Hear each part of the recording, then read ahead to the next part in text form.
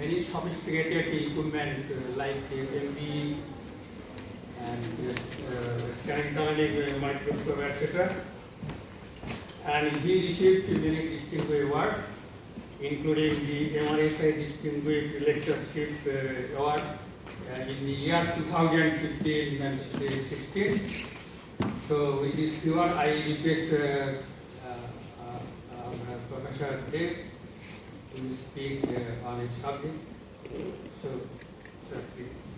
Thank you, Professor Nath, for your introduction, and I thank Dr. Bhuti for the invitation. Well, the subject has started with the condensed matter physics topic, is superconductivity, and how superconductivity. Do I need a microphone? Can everybody hear? Yes. Hear me?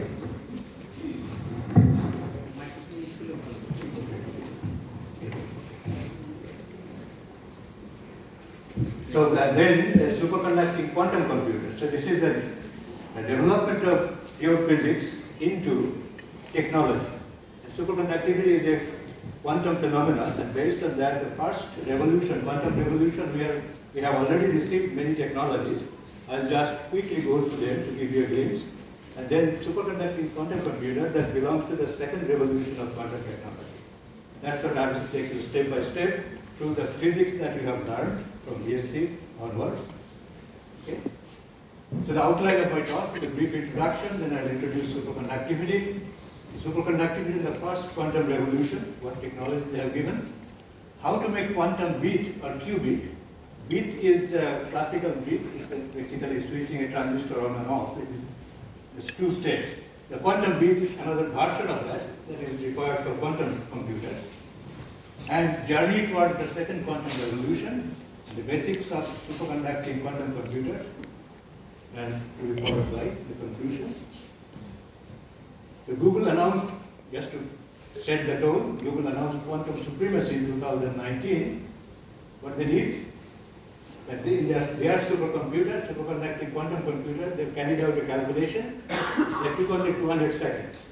And they estimated that the most powerful supercomputer, that would have taken 10,000 years to do that. So that gives you a glimpse at how powerful the quantum computers are going to be. So this is 54 qubits in this processor. I'll explain what the qubits are, of course, naturally. So start with the superconductivity. In 1911, the Cmmssp was carrying out measurements of resistance measurement as a function of temperature of mercury.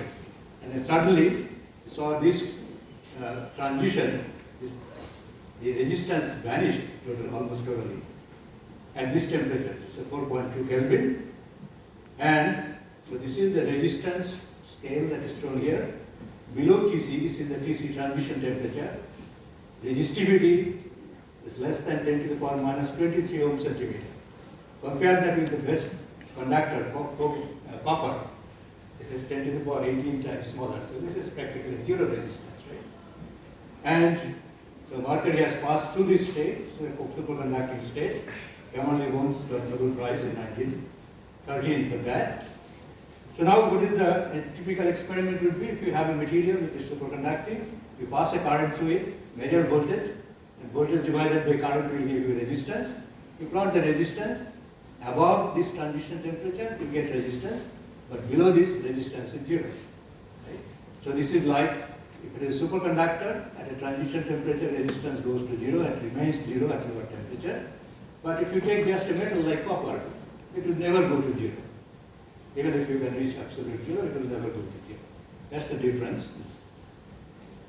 So these three gentlemen, in 1957, took almost half a century to understand the physics of it. That they have applied quantum mechanics to solve this problem, to understand superconductivity. So superconductors are a macroscopic quantum system. And they got Nobel Prize in 1972. So what happens here? You have electrons in metals, right? Electrons get scattered by other electrons and also by positive ions. That's why they have resistance. But in this particular case, two electrons combine together, they form a pair. And this pair can travel within the material without any resistance. That's why the resistance is zero. It's called Cooper's pair. So just to give you a glimpse of what Cooper pairs are and how it is formed. So if you have, so these are the positive ions in the solid, and the electrons are moving around here. So now say that one electron has just passed from here. Electrons are then the positive charges are the ions, right? They have attractive force, so they can actually pull the ions closer. So then what happens? If you look at the charge density in this part, 4 charges within this area, right? So 3-dimensional, you get a volume within that 4 charges. But in this area, within a smaller volume, you have 4 charges. So their charge density is more, right? So that means electron will be attracted more easily. So once the first electron has passed, it has produced this, a second electron will be pulled into this area. And that's how they can form Cooper pair. Right? So then you get now electron-electron attraction, not Coulomb repulsion. Okay? So the Cooper pair actually has a charge of 2e because 2 electrons are involved. So let's look at an animation.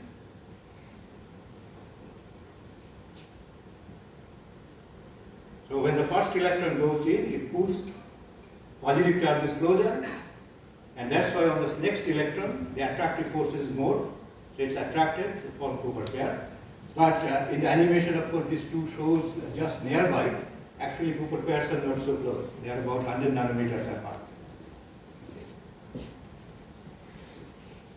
Now just look at this periodic table. As these blue colored ones, they are superconductors at ambient pressure. But under high pressure, the other colored ones, they can be superconductors. Now look at these 3 elements. These are ferromagnetic, right? Iron, cobalt, and nickel, they are ferromagnetic. What happens in ferromagnetic? Electrons are all aligned, spins are aligned, right? A strong interaction. So Cooper pairs are way too weak.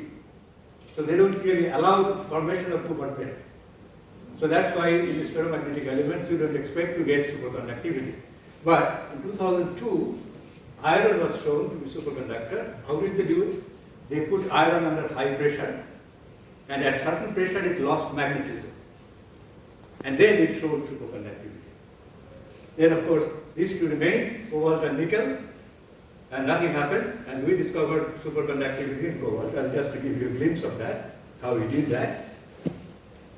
So this was, I wanted to do one discovery first, evidence of formation of super dense non-magnetic cobalt. So when you kill the magnetism, then you can expect superconductivity. So first we discovered this, a very high density non-magnetic cobalt, right? And this was published in 2017. Then Nasrin Banu was my PhD student. And then,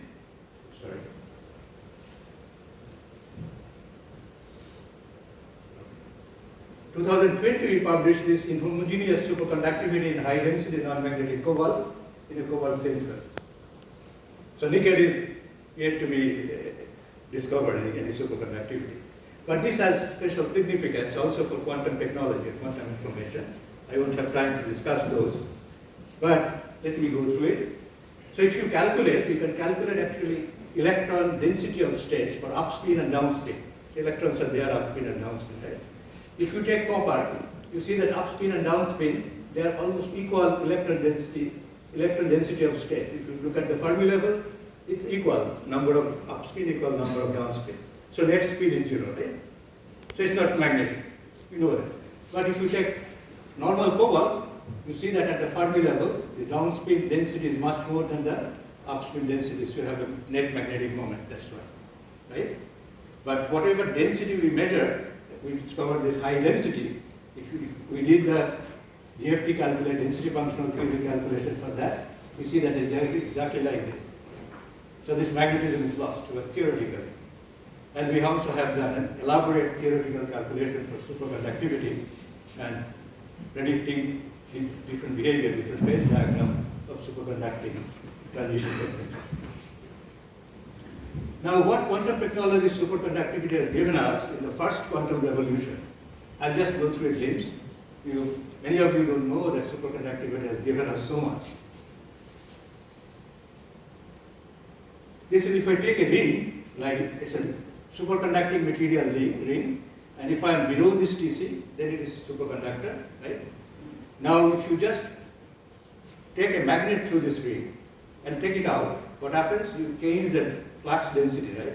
If you change the flux density, you reduce the current through that. And this current can live up to 100,000 years. Because there is no loss. Current flows without any resistance. That's a huge advantage, that we can pass current through something and we don't have any energy loss. And say, for example, if you just make a coil out of superconducting material, then you pass a current, you can form this magnetic lines of force, and it's almost for free because this current flows forever and without wastage of energy, right? And these are many different applications. You have seen that, or you know that magnetic resonance imaging in hospitals, right? What is there in this one? It's a superconducting magnet, very high magnetic field it provides with very little expense. Without the superconducting magnet, you could have not got this high magnetic field. 3 Tesla onwards. So this is one example. And you all know about the Lorentz force. If you have a charged tube, force on that is electric field, this is the magnetic field, this is the velocity of that, right? So now think of this charge, it is moving in this direction under the electric field, right? But now if it sees a magnetic field here, this is magnetic field is out of the plane, and then it feels this force, V cross B, it bends like this, right? And this has tremendous application. Just this pure physics. This is what you see here, this CERN's Large Hadron Collider. You heard about that, many discoveries, many Nobel Prizes came from there. The latest from the Higgs boson Nobel Prize, right? What is it? This ring is at 27 kilometers. It's the Switzerland, but passes through also a part of France. This 27, within that you have charged particles like protons or lead ions. For lead ions for different things, the quark gluon plasma, high energy nuclear physics. But the other one, mainly is proton, is a TeV energy. What is TeV? It for 12 eV, right? TeV energy is a huge energy. So that means this velocity is very high. So to bend that, you need a very high magnetic field. And these superconducting magnets provide this very high magnetic field so that you can bend these charges and force it to go through this path. And that's where the collision takes place. Other parts with high energy physics. I'm not going into that, but this technology that you have, and you notice that without superconductivity, you would have never realized 8.3 Tesla magnetic field. Okay? So many discoveries would have been non-existent without superconductivity. So this is something that ITER, this International Thermonuclear Experimental Reactor, what it does. It tries to produce energy the way the sun produces, fusion reaction, right? So you have to form a plasma, confine it within that, and then cause the fusion reaction. To confine plasma, what you have to do here, in this case, and next slide I'll show that, but before that you meant to know that without superconductivity, ITER would have been being a net energy positive machine to a net negative energy machine. What does it mean? Net energy positive means whatever energy we spend, we produce more. And net negative means we spend more energy to produce less, which is useless for us, right? And without superconductivity, it would have not been possible. And just to guide you through this, the same picture, the magnetic field. But if you now put a magnetic field like that, with the solenoid, it's a torus, and this is an enclosed tube, which are under vacuum, and you have charges there. It's a plasma. Right? So this plasma is now, the confinement is done. Now this is the magnetic field will be along this line, right? Now say this is the magnetic field direction, and the charge enters this way at an angle. This velocity you can decompose into two components. This component is V cross B will give you this circular motion, right? The other component will take it along there. So you have a spiral going like this. So this is the magnetic field and the plasma spiral around that, and that's how they are kept within the center. They cannot touch the wall of that. If the hot plasma, if they touch the wall, then the wall will be melting. Right? So this is what was necessary for superconductor. Another property I use to give you that, this is the flux expulsion. If your T is greater than Tc, it is not a superconductor, magnetic flux can pass through it. But if T is less than Tc, the magnetic flux are expelled through that. That's another property of superconductor, right? So can we use this for making technology? Definitely yes, very interesting technology. So this is a superconductor, it's a magnet, it will float on that, right? So this is a plate in that there is some high Tc material, which is not a superconductor at room temperature. But this one, if you pour liquid nitrogen, it becomes a superconductor. So this magnet was in touch with this before, but when you pour liquid nitrogen here, this magnet goes up. It's a magnetic repulsion, right? Magnetic levitation is called. So this is a flying train. Yes.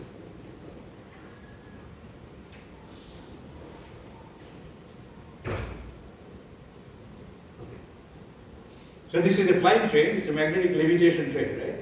It doesn't touch when it runs, doesn't touch the ground. This was in 2016 in Japan. The speed was about 600 kilometers per hour. So when it is flying, of course, we can expect this to be very high speed. Now, go to the next. How do we make quantum computer using superconductor? The first phase of quantum technology we have seen, superconductivity has done wonders. Now we are entering into second phase of quantum technology, quantum revolution. So as I go, I'll explain how you make a quantum computer using superconductors. So this is basically an LC circuit you have to produce, and this is essentially behaves like a simple harmonic oscillator. I'll explain how it behaves like harmonic oscillator. You have done it all in first year physics, right? I'll just remind you how to do that. And we need to make a quantum harmonic oscillator. If you just set it up in your electronics lab, this LC oscillator, it is not a quantum. Right? So we need a quantum harmonic oscillator with discrete energy levels. This is first requirement. And with an LC circuit, superconducting materials can achieve artificial atoms. If I use for making this circuit superconducting material, we can make like artificial atom, which is quantum, another quantum system. And these artificial atoms act like quantum bits or qubits, which you need to build your computer, quantum computer, right? And with these qubits, we make quantum computers. Okay? So this is your simple harmonic oscillator, right? So the displacement and force is negative in the opposite direction, right? So when this is pulled this way, the force acts in the other direction. When it is compressed this way, force acts in the other direction. So you know this force is a Hooke's law. So you just begin from there. And you know the force, you know the potential then. So this is the potential, half kx square. So now if you put your anything in this potential, it will just oscillate between this, right? So this is the same phenomenon happens in the LC circuit. So before going to LC circuit, we just solve this. Force equal to minus kx. Force is what? Mass into acceleration, right? It's double dot. We take on this side, and this is the rearrangement of the equation. Omega naught is square root of k over x. The k is the spring constant. So at what frequency this oscillator will oscillate, we can determine that, right? So now, just look at this circuit here. What is happening here? The capacitor gets charged and it's discharged, charged, discharged with certain frequency, right? So if we write the equation for the voltage here, voltage across the capacitor is Q over C, capacitance. Voltage across L is L times di over dt. So this sum is equal to 0. Right? So now Q over C is remaining here, and I is dq over dt, right? So di over dt is d squared Q over dt. So you write that equation and you solve it, you get this solution, and here the frequencies of oscillation is 1 over square root of LC, right? And Qt, charge as a function of time, is a Q max times cosine function or sine function with the same frequency, right? You can even forget this phase, doesn't matter.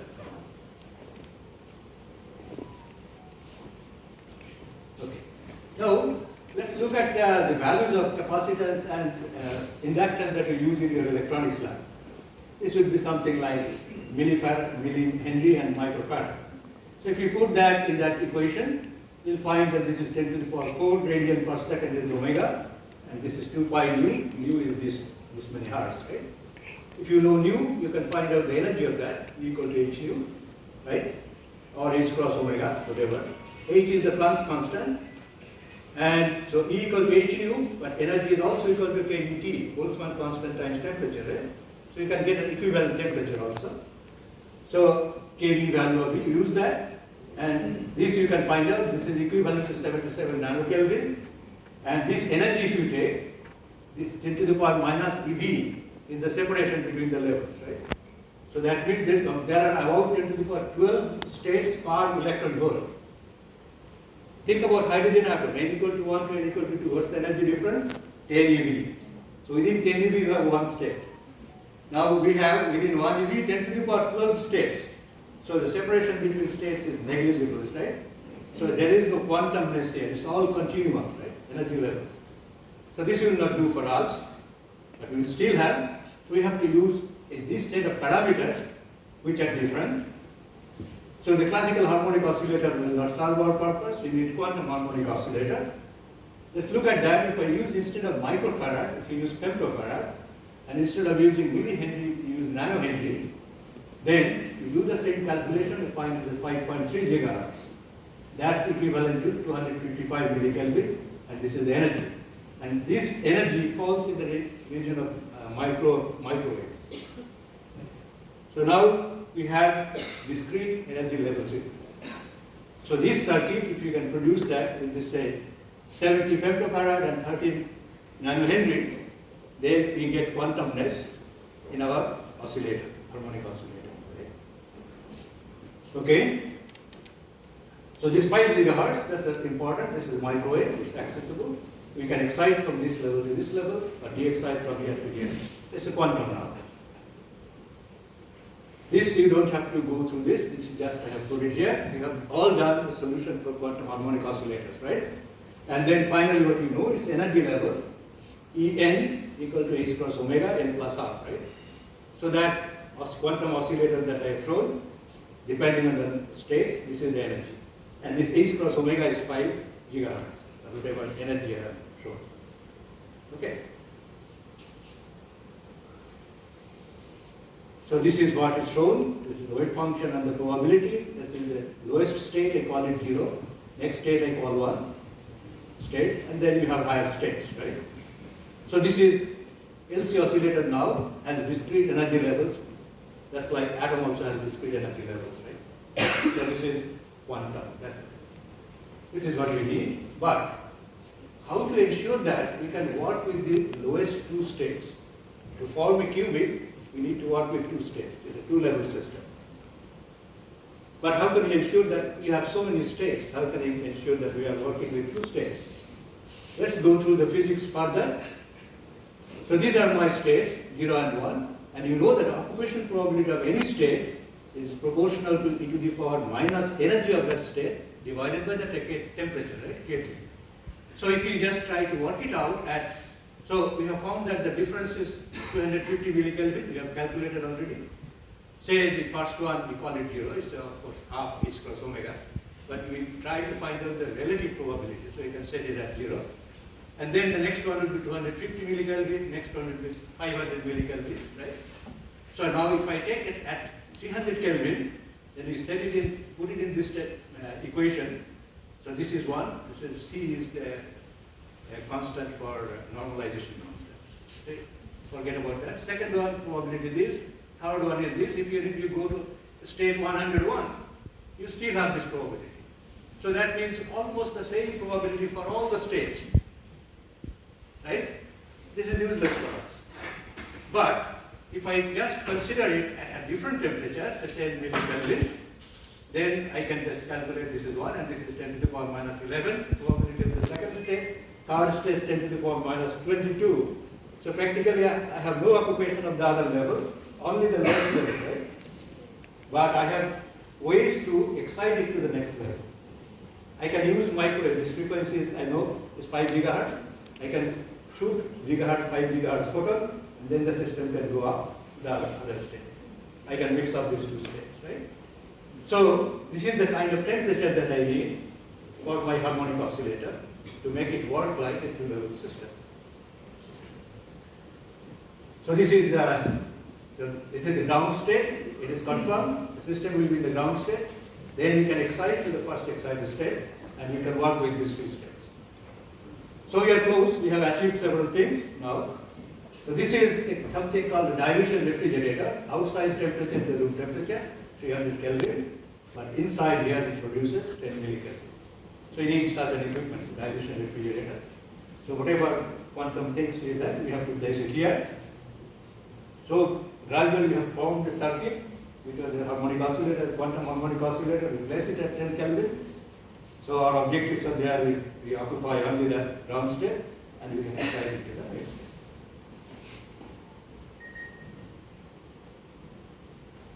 So how do you do that? This state is energy 0, E0, or state is energy U1. If I shoot a microwave photon with the same, this frequency corresponding to this energy difference, I can cause this transition from this state to this state. Leave it for some time, it can also decay from this state to this state. So I'll be working only with two-state system, which I leave to form a qubit. So this is the qubit now. So this is the electromagnetic spectrum. If you look at it, this is the microwave is somewhere here, this is the gigahertz is somewhere here, right, 5 gigahertz. And as I am in the Presidency University, this is very important to know that Jagadish Chandra Bose worked with this sort of frequencies long back, and they were the first to demonstrate the propagation of this electromagnetic wave, this is the microwave, through air or building or whatever. He was the first to demonstrate. Mercury got the Nobel Prize. it was a number, not a real thing. So, the Jagadish Chandra Bose did this discovery. It was a blow for us. It was a blow for, not for us, people who cheated. Okay. So now I compare that. This is what we have achieved now. Quantum harmonic oscillator, right? But there is a problem now. I shoot this microwave photon, I can excite from this to here, right? But if it is in this state, it can also go here because the energy levels are separation are the same. So I have to prevent that. How do I prevent that? If I replace this L inductance by a nonlinear inductance material, something, then I can change this harmonic potential to an anharmonic potential. And once I do that, energy level separation should be the same. So this is larger, this is smaller. So now this photon can excite from here to here, but it cannot excite from here to here. Okay? So now I have restricted to two level system. I have no chance of getting to the other ones, even with this. So now two concepts we need to go into the second quantum revolution is the superposition and entanglement. This comes from quantum mechanics, quantum physics. I'll just explain what they are. This is a quantum state, like the qubit state I just mentioned. This is a superposition of between the 0 state and 1 state. What are alpha and beta? These are called the probability amplitudes. Alpha square is the probability of occupation of state 0. Beta square is the probability of occupation of state 1. Right? So this is in a state of superposition. We cannot precisely tell in which state my qubit is. Superposition. And this will be difficult to conceive, but not only, even Einstein was in confusion and he objected throughout his life. That of course he was wrong, quantum mechanics was proven to be true. Schrodinger's cat. Pardon? Schrodinger's cat. Schrodinger's cat, I will come to Schrodinger's cat to give the illustration. So this is the Schrodinger's explanation, this is the thought experiment. If you have a black box, and inside the box you have a radioactive atom and a cat. Right? Radioactive atom can decay, but you don't know precisely when it will decay. Right? So this trap is that if it decays, the detector detects it, and then it releases this hammer, and there's a poison in this glass. Yeah. Poison will be released, and the cat will be dead. Right? So if it has not decayed, the cat will be alive. So this cat is in a state of superposition. It's alive and dead both. Inside the box, you don't know what it is until you open it. Opening means experiment. A quantum state collapses when you make a measurement. Right? So until you make the measurement, you don't know whether the cat is dead or alive. It's both. It's alive and dead both. Similarly, this radioactive atom, we don't know whether it has decayed or not. So it's in the state of it has decayed and it has not decayed. Right? So this is superposition state both. So this is like a qubit, this is also like a qubit. But another is the entanglement. What does it mean? You see that if I know the state of this one, you already know the state of this one. So if you open the upper part of the box and don't open the lower part, but if I see that it has decayed, then you know already that the cat is dead. If it has not decayed, we know the cat is alive. Right? So this is entanglement. The mathematics I am going to ignore for that. The concept is this.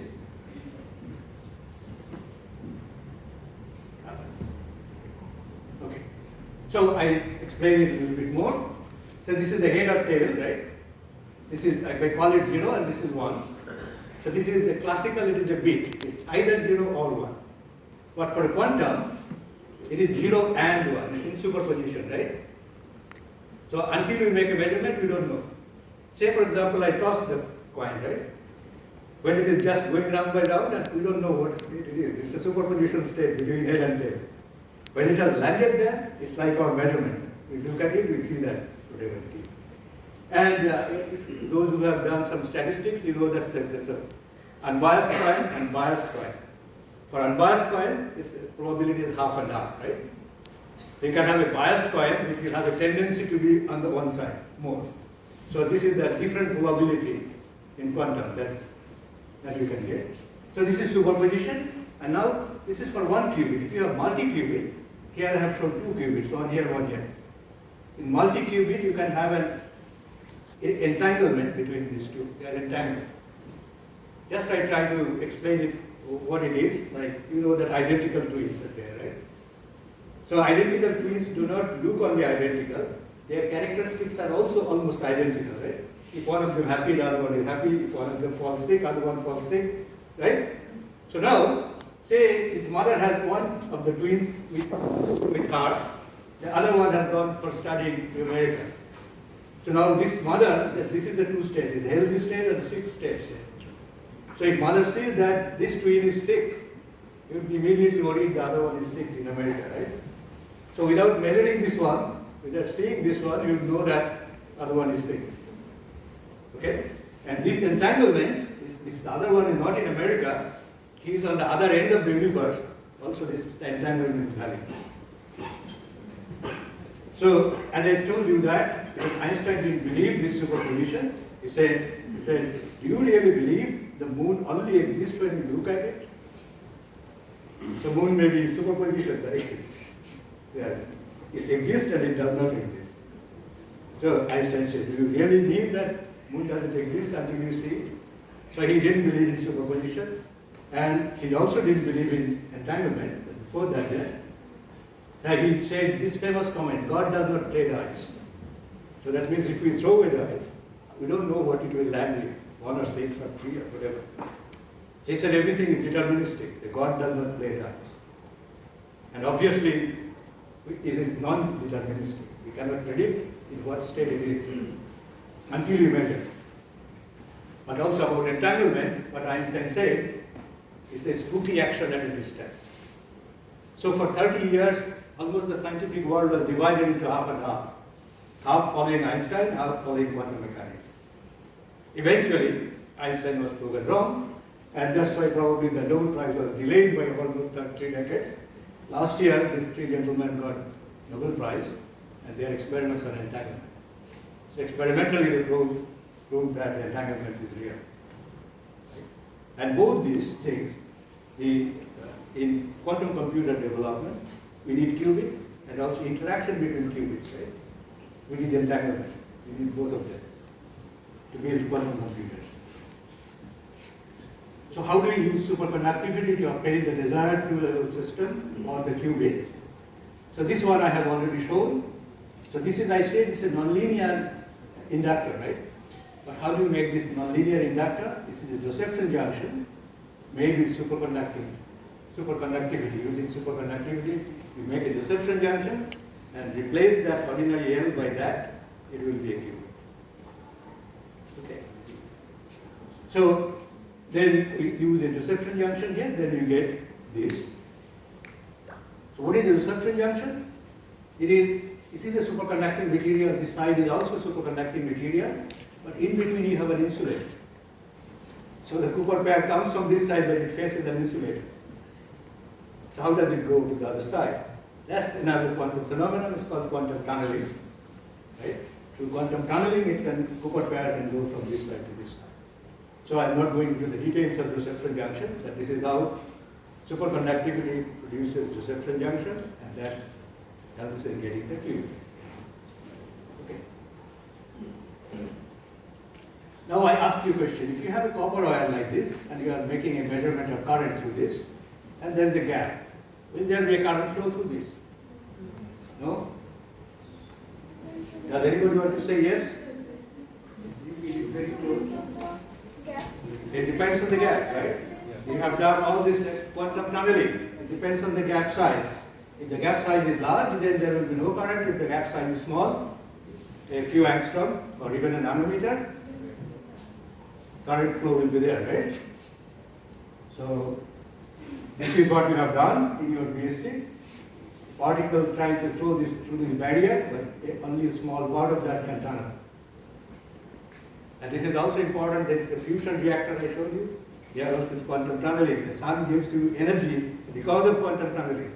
If there was no quantum tunneling, the sun cannot give any energy and we will be here.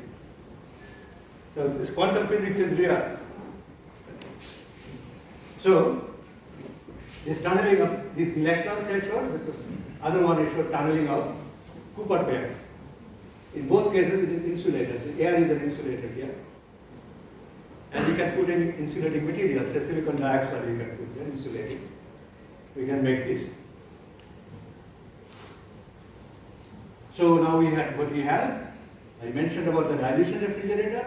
It looks somewhere like this inside. Outside is 300 Kelvin room temperature. But then at different stages, 50 Kelvin here, 40 Kelvin here 10 millikelvin. So you make our qubit and then place it here at this temperature. Then it will work like a qubit. Right? We have gone through all the different stages, how we fabricate it, and then at this temperature, if we keep it, it will behave like a quantum system and qubit. And this is what? It's a quantum processor here.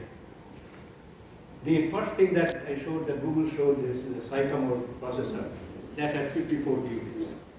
So even one qubit, whatever you do, you can use bigger computer with that name. So that was 54 qubits. So this Google processor, this has 54 qubits. Now if you notice that these crosses are all qubits. And these patches, these are the adjustable coupler that controls the entanglement. So IBM has produced the first one, 5 qubit quantum computer, the 7 qubit, then 27 qubit, 127 qubit, and just recently they announced 433 qubit quantum computer. So, I give you another impression how do you define this state using something called the Bloch sphere. In this sphere it is of unit radius, and I show a quantum state that this vector, which is represented by this, it depends on the value of this theta, with this z-axis, this angle, and phi also, angle of this one. So this is one state, and each point on the sphere can be a quantum state. So how many quantum states can be there? Infinite, right? Quantum states can be there. Okay. So this is how you write your quantum state, and this is how you represent. And this is like you call it 0 state, and the other side is 1 state, right? So that means if I now do a qubit and I shoot that microwave pulse with that frequency, I can change it from 0 to 1 state, right? Okay? So this is what it means. I can do different kinds of operation on this one. So I can start with a qubit which is I initialize to a certain state, then I can do many different operations to take it to different levels. So I can study the time evolution of the quantum state under the influence of the Hamiltonian. You have done some time-dependent Schrodinger equation solution, right? So this is what you want to know, the dynamics. For a pendulum, I know I can calculate Newton's law. You can use, I can predict at every time. But quantum system you cannot predict. There's uncertainty, Heisenberg uncertainty principle. There is always some uncertainty in the position as well as in momentum, right? So you cannot exactly predict. Only the average behavior you can predict.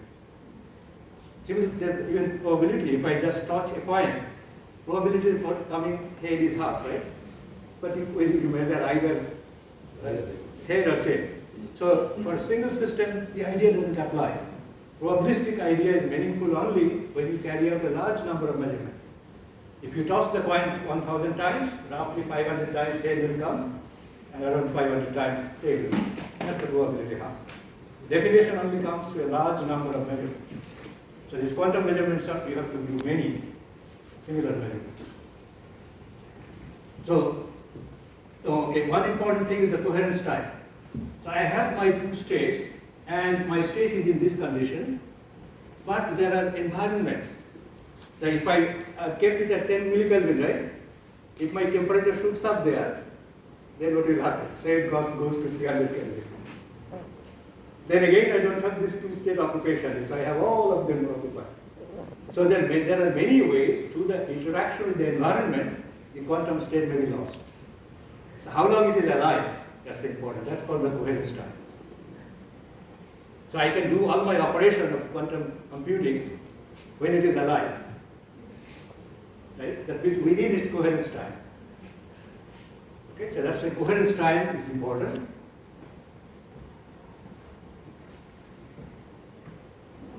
So what has happened? You have my wave function here, the state, and when that is interacting with the environment, it gradually fades. Right? That means it survives, and the survival gradually goes down. Eventually, nothing will be there. The state will be lost. Right? So coherence time is an important parameter. And also the gate time. Gate means what? The operation. What I said that if I want to take it from 0 to 1, it's an operation, right? I can take from 0 to this, pi, which is a superposition between 0 and 1. All these operations I can carry out if the state is within the coherence time, within the lifetime. Otherwise, you don't know where it is. Okay. So this gate time is this operation time. Now we can imagine that if I have a coherence time is 1 second, and my gate time is also 1 second, I can only do one operation. But the quantum computation will not be done in one operation. I have to carry out many operations. What is relevant here? Coherence time divided by gate time. Right? That defines how many operations I can do before an error occurs. Right? So that's the important part, but I will come to that later. But before that, let's go through your quantum mechanics. This is your Schrodinger equation. Okay? So this gives you just rearrange it, you take it there. J and I are the same. I just copied it from different place. I avoided writing, it takes more time. So you solve the Schrodinger equation, the initial state at T0, and final state when you want to observe at T. So this is the solution of this equation, right? Exponential minus I over H cross, integral from T0 to H. This is the Hamiltonian. So under this Hamiltonian, action of this Hamiltonian, the state will evolve from psi T0 to psi T, right? So you want to do that, right? So if you know the Hamiltonian of a problem, then you want to know, start with this, and after this time, what is the state of that? That we need to know to do quantum calculation. So now we notice that here, this whole thing is called a unitary operator here. So if you just write this equal to this times this, it tells if you apply this unitary operator, you can take this state to here, from here to here. And these unitary operations are nothing but the rotations that I showed. I showed one rotation, right? There could be rotation around another axis. There could be rotation through 90 degrees, there could be rotation through 180 degrees. Each of them is a rotation. And each of them is actually represented by a unitary operator. So that takes you from one state to another. And how long you are applying that operator, that's also is integral in the Hamiltonian that is there.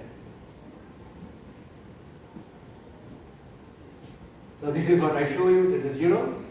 And if I rotate it by 90 degrees, I come here. It's a superposition state between 0 and 1. And what is the unitary operator here? This one. This operator mathematically we apply that operator, but if you are an experimentalist, you will have to go to the lab and take your microwave signal, and using that you have to locate that. Computer does exactly that. You keep your algorithm, write software, but the actual computer does that. Okay.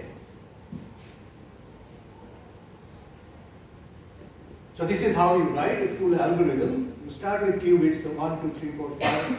These are qubits. And each of them you operate, this is an operator, it's the gate operator, the unitary operator. So you apply that different, and then finally what you get at the end of it, you measure it. You have to eventually measure, otherwise you will not know.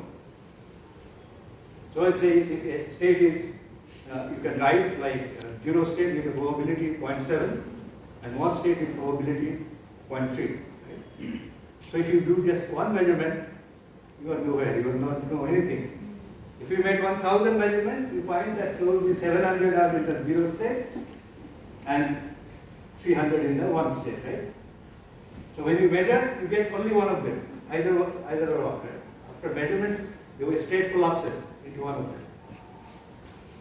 So you measure it at the end of it. You find whatever your algorithm, whatever you intended to do, whether it has done. But okay, I'm almost done. So qubit lifetime, as I explained earlier, here, this is the gate operation, right? So how much time the gate speed, at what speed the gate can operate, and what is the qubit lifetime. So this is the number of operations before an error occurs. And that's a very important parameter for different kinds of quantum computers. Oops. So this picture shows, I have only talked about superconducting qubits and superconducting quantum computers. There are other quantum systems that you can use. A single atom, you can have an ion, and there are many other things like NV center, it's a defect, and many other things. So this is the gate speed that I talked about, and this is the number of operations you can carry out before an error occurs.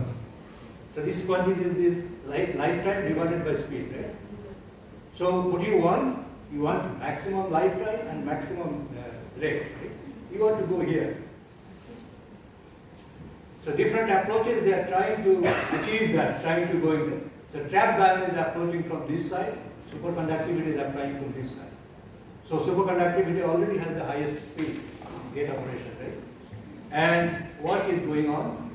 To enhance the coherence time of the qubits. If we can do that, we can approach from this side of the S. Okay.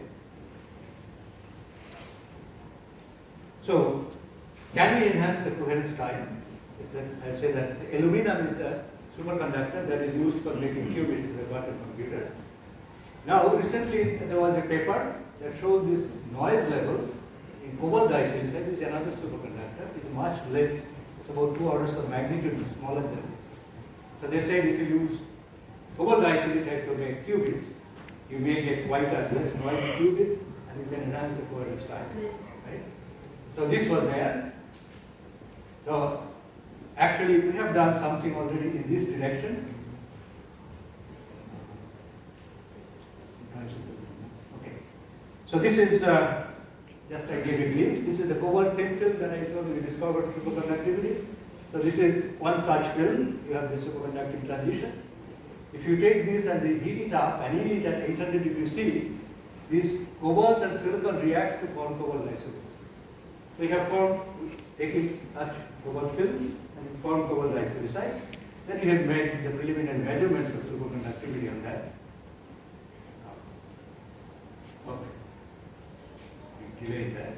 So as you see here, this is the temperature and this is the resistance. It goes to 0, so this is superconducting state.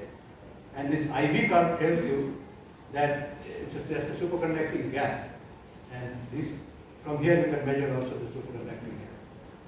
So we have done only up to this part. We intend to fabricate superconducting qubit with cobalt disilicate to get better feedback. So what we have done so far, just to sum that up, one qubit is fabricated as an LC circuit where the reception junction plays the role of it. Then the qubit is kept at an extremely low temperature environment. Microwave photons are used to interact with the qubit, and this controls, manipulates, and measures the qubit.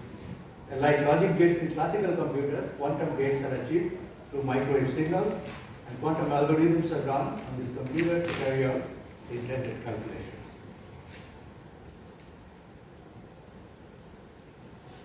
So this shows the development of classical computer. Vacuum tube was 1906 discovered. Transistor was invented in 1947, the first one. The big piece, one transistor. But number of transistors with the same size has been increased. Now we have more than 20 billion transistors. In your smartphone, if you have iPhone, it has 16 billion transistors. It has developed, but it takes the timeline, it's more than a century. And for quantum computing, the idea came in 1981. The first started to appear in 1994. And this is the Google Sycamore one that I showed. It's here, it's a 54 qubit. So we don't have to be disappointed. This has taken so many years. So we have a lot of time in front of us to develop further, more advanced computers. There are some possible uses for the society, beneficial to the society. First quantum revolution I showed whatever benefit they have produced to society. Here, traffic optimization, the traffic flow from one end to another, how it can be optimized is the best way to go. One, drug design. If we want to design the Alzheimer's, a medicine for the Alzheimer's system, if you want to go to the laboratory, you have to carry out experiments on many systems. But we can design different molecules and calculate their properties using quantum computers, and finally say, okay, you go to lab and this is the one you have to produce, right? So this will be helpful. Climate change. It can make a big contribution to climate change. What could be the best catalyzer? That can be predicted. Development of new materials by manipulation of physical or genetic properties. All this, the calculation can be predicted. And then finally, one doesn't have to make so many measurements in the lab. So many of you probably know that National Quantum Mission has been approved on 19th April last week with a budget of 6,000 crores for 8 years. And their objective is that quantum computing, quantum communication, quantum sensing and metrology, and quantum materials and devices, these 4 areas. And our centers are already working in 3 different areas. Biology is not included. Biology can come in the calculations, of course. The materials that I'm saying can come in that. And we have a PhD program, and the first batch of students were 6 students and 1 international from Cameroon. So they have registered with IIT Tirupati, we have an MOU with them. But from this year, students can also register at the CSI. This is the CSI Academy. We are part of that now. And at required, we have scope for doing both theory and experiments in the area of quantum computing.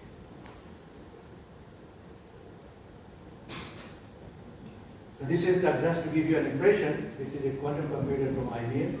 Within this can is the dilution refrigerator. So you need to have vacuum because otherwise you cannot prepare that very temperature. And if it's quantum with atmosphere, it won't be that low temperature.